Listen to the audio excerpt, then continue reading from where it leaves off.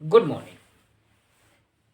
वैद्युत द्विध्रुव के कारण अच्छी स्थिति में वैद्युत क्षेत्र की तीव्रता का व्यंजक प्राप्त करना या अत्यधिक दूरी पर वैद्युत क्षेत्र की तीव्रता। पहले वैद्युत द्विध्रुव होता क्या है? ऐसा निकाय जिसमें दो बराबर परंतु विपरीत प्रकार के आवेश एक दूसरे से अल्प दूरी पर स्थित होते हैं, ऐसे ही निकाय को हम वैद्युत द्विध्रुव कहते हैं। वैद्युत द्विध्रुव अच्छी स्थिति में ठीक इसके सीध में स्थित होता है तो अच्छी होता है।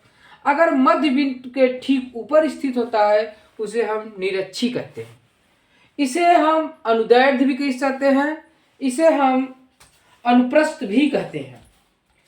हम चलते हैं, माना ए बी दो विपरीत आवेश है, एक दूसरे से 2l दूरी पर स्थित है। मध्य बिंदु O से r दूरी पर एक बिंदु P है जहां पर वैद्युत क्षेत्र की तीव्रता का व्यंजक प्राप्त करना है। हमें लिखेंगे कैसे?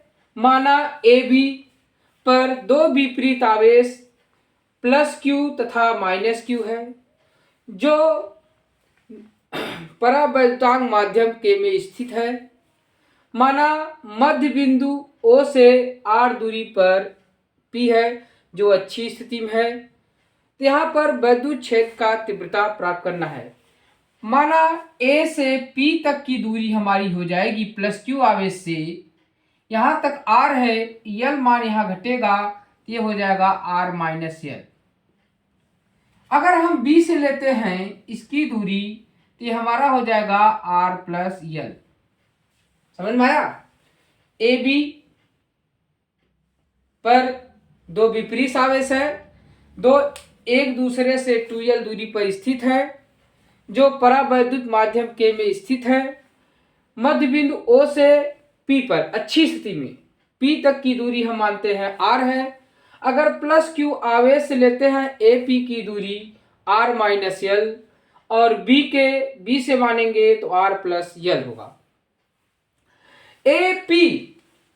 AP जो माइनस आवेश प्लस आवेश है, वैद्युत क्षेत्र की तीव्रता एक दूसरे के विपरीत दिशा में कार्य करेंगे।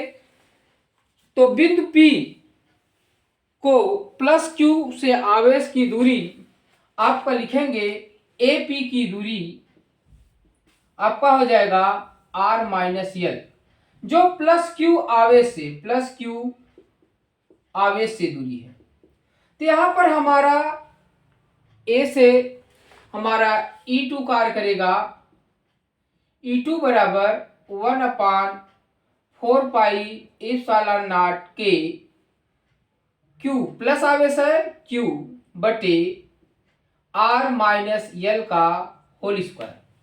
यह समीकरण 1 मानते हैं। अब लेते हैं -q आवेश के कारण PB पर, क्योंकि माइनस है विपरीत दिशा में लग रहा है, PB की दूरी बराबर r + l है।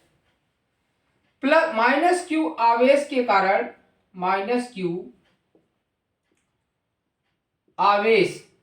के कारण वैद्युत क्षेत्र की तीव्रता E1 बराबर 1/4 पाई ε0 के Q बटे r + l का होल स्क्वायर। कुल वैद्युत क्षेत्र की तीव्रता E है, E बराबर, क्योंकि ये माइनस आवेश है प्लस आवेश है, एक दूसरे के विपरीत दिशा में कार्य करते हैं, तब यहां होगा E2 - E1। E2 - E1, जो E1 की वैल्यू हमारी हो जाएगी ये होगा और E1 की वैल्यू ये हो जाएगी, तब E बराबर 1/, आपका हो जाएगा 4 पाई ε0 के क्यू बटे आर माइनस यल का होल स्क्वायर माइनस E1 की वैल्यू 1/4 पाई के क्यू बटे आर प्लस यल का होल स्क्वायर। इसमें जो क्या कॉमन है हम कॉमन देखते हैं। क्यू बटे 4 पाई के क्यू बटे 4 पाई के कॉमन ले लेते हैं। क्यू बटे 4 पाई के आपका हो जाएगा 1/r-यल का होल स्क्वायर माइनस 1/r प्लस यल का होल स्क्वायर, जो हमारा आ जाएगा क्यू बटे 4 पाई के। इसका यहाँ गुणा करेंगे r प्लस यल का whole square minus r minus L का होल स्क्वायर पूरे बटे a plus B A minus B, हमारा आ जाएगा आर स्क्वायर माइनस यल स्क्वायर का होल स्क्वायर। इसके लिए फार्मूला हमारा यूज करते हैं a प्लस बी का whole square minus a minus B का होल स्क्वायर बराबर 4ab होता है। सिंपल सा क्वेश्चन जानिएगा, ये सूत्र को उपयोग करिए, आप तुरंत समझिए। पूरे को हटाएंगे तो आपका हो जाएगा क्यू बटे 4 पाई के आपका हो जाएगा 4r-यल बटे आर स्क्वायर माइनस यल स्क्वायर का होल स्क्वायर, जबकि हमारा होता है जबकि P बराबर Q इंटू 2L के बराबर होता है। ध्यान दीजिएगा, वैद्युत द्विध्रुव आघूर्ण है P। अब इसके स्थान पर Q किसमें गुणा करेंगे तो हमारा हो जाएगा 1/4 पाई के, यहाँ पर हो जाएगा 2p r बटे आर स्क्वायर माइनस यल स्क्वायर का होल स्क्वायर, जबकि r का मान यल का मान लगभग नगण्य अर्थात 0 ले लेते हैं। अगर हम यल का मान 0 लेंगे तो हमको क्या प्राप्त होगा 1/4 पाई के 2pr बटे r घात r पावर 4 r से कैंसिल तुरंत आपका हो जाएगा 1/4 पाई के 2p बटे r क्यूब, जो ये अच्छी स्थिति पे वैद्युत क्षेत्र की तीव्रता वैद्युत द्विध्रुव के कारण प्राप्त हुआ है। अगर निरक्षित करते हैं तो ठीक इसके मध्य बिंदु पर स्थित होता है, निरक्षी होता है। हमें लगता है आपको समझ में, पहले लिखे कैसे। माना ए बी पर आवेश प्लस क्यू और माइनस क्यू है, जिसके बीच की दूरी 2l है, जो परावैद्युतांक के पे स्थित है। मध्य बिंदु O से r दूरी पर एक बिंदु P है, जहां पर हमें वैद्युत क्षेत्र की तीव्रता की गणना करनी है, जो अच्छी स्थिति में मानी जाती है। तो माइनस माना मध्य बिंदु से r दूरी पर एक बिंदु P है, तो B से P की दूरी r प्लस यल, A से P की दूरी r माइनस यल है। तब एक दूसरे के विपरीत दिशा में कार्य करते हैं, तब यहाँ पर AP की दूरी r माइनस यल, तब E2 बराबर 1/4 पाई के Q बटे r माइनस यल का होल स्क्वायर।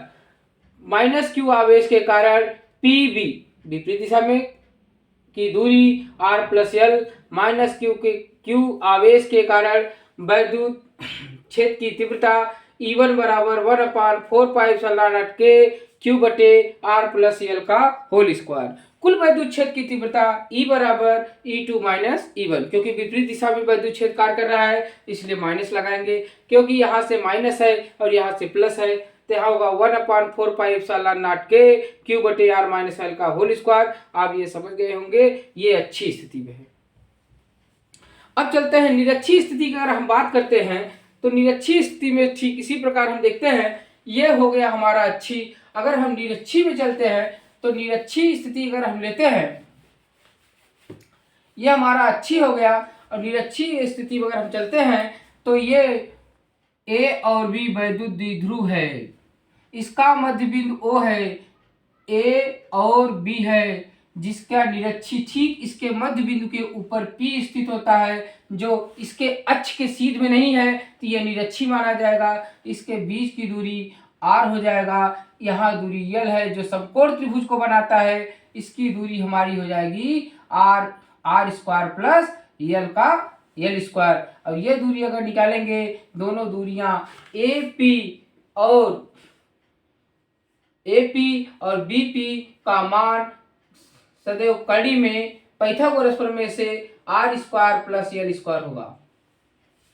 तो ये परस्पर इस प्रकार कार्य करते हैं, ये परस्पर समांतर है, तो ये मान लगभग E1 साइन थीटा, ये थीटा हो जाएगा, ये E कुल कार्य करेगा, यहाँ E1 cos थीटा हो जाएगा, और ये E2 cos थीटा। जो दोनों की दूरियां बराबर हैं, ये परस्पर निरस्त हो जाएंगे, तो E बराबर हो जाएगा Q/1/4πε0 निरक्षी में, तो ये हो जाएगा Q बटे R स्क्वायर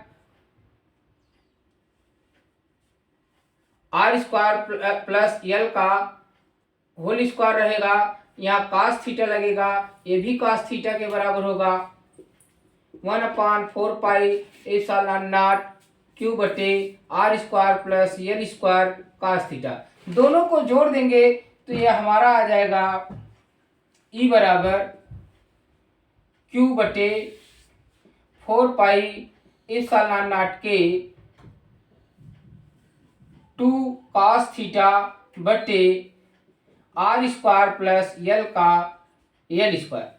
जबकि cos थीटा बराबर अगर हम निकालेंगे cos थीटा, जो cos थीटा का मान हमारा आ जाता है लंब बटे कड़ के, जो लंब बटा कड़ अर्थात लंब का मान L है और आधार का मान L है और कड़ का मान कड़ी में R square plus L square होता है। तो लिख सकते हैं E बराबर Q बटे 4πε0 के 1/R square plus L square into 2 L बटे R square plus L square power 1/2। कड़ी को हम 1/2 लिख सकते हैं। अब इसको हम लिखेंगे Q इंटू 2L 1/4πε0 के P बटे R square plus L square power 3/2 के बराबर होता है, क्योंकि यहाँ पर Q इंटू 2L बराबर क्या होता है, हमारा P होता है। हम P के इसके और इसके स्थान पर, दोनों का स्थान पर P लिख सकते हैं। अब अगर हम L का मान लगभग नगण्य मान लेते हैं तो हमारा सूत्र निकलता है 1/4πε0 के P बटे R³ होता है, जो हमारा किस स्थिति में विद्युत क्षेत्र की तीव्रता होता है, निरक्षीक होता है। जो हमने बताया था वो अच्छी पर है। ठीक, आप समझ गए होंगे। न समझ में आए तो कमेंट करिए।